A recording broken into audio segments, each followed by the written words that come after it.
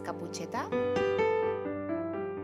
Com cada dijous, la mare demanà a Capu que portara una cistelleta a casa de l'àvia, com ha de ser. Capu pensà, sempre igual, sempre el mateix, però quan canviarà el conte? I per primera vegada digué, No. La mare, estranyada, li preguntà. No? No, però sí, respongué la xiqueta. Sí, però no? Preguntà la mare, sense entendre res.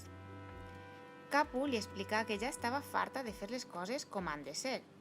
Anar caminant pel bosc a casa de la iaia, escoltar del llop quin camí ha de seguir, dir allò de «Però quins ulls més grans que tens!». Aniré a cala iaia, però quan jo vulga, en bici i amb una capa multicolor. La mare li explicà que les dones sempre havien portat una capa roja per a creuar el bosc. Era la tradició i ella havia de fer el mateix. Doncs jo no faré el mateix que les altres, perquè sóc diferent. Digué Capu. Filla, tu eres igual que les altres xiquetes. Clar que sí, sóc igual, però diferent. Diferent, però igual. Igual, però diferent. I així passaren el temps, jugant i rient amb les paraules.